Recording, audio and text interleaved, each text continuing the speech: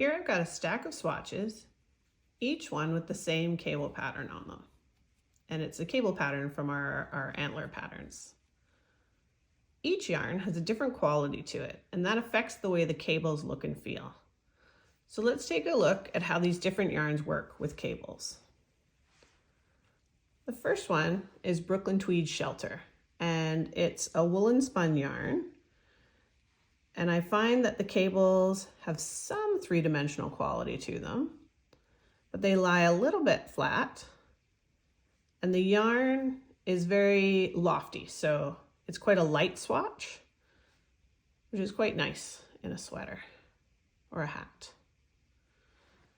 The next swatch I've got is Woolfolk Tove, and it's more of a tubular yarn. It's got many plies all together, and the cable really stands out. It's got a real three-dimensional quality to it. And the fabric itself is quite soft. It's got a slight halo after working it, and it's got a little bit of drape to it. As to where the Brooklyn Tweed yarn has quite a bit of structure.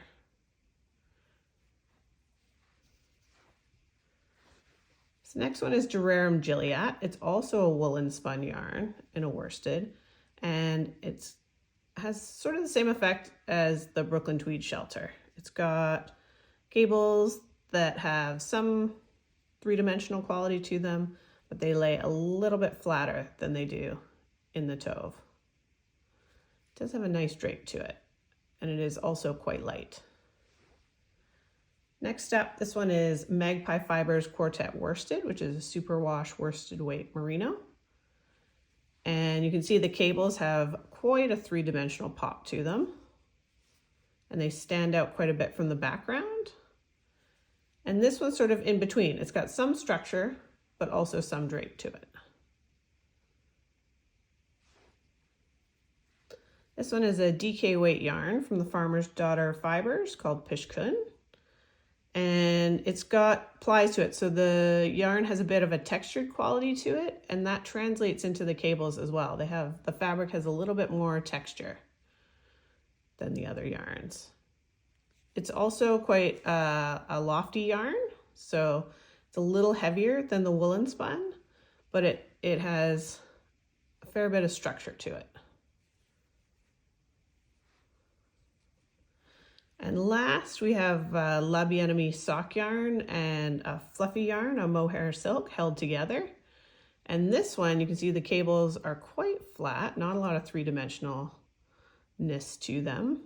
And it's got a ton of drape, super drapey, and quite a light fabric as well. So all of these yarns are lovely with cables. It just depends on what you're going for. But there's really no wrong answer. They're just a little bit different, each of them. So enjoy choosing your yarn for your next cabled project. See the video notes for more information on cables and great Tin Can Knits cable patterns.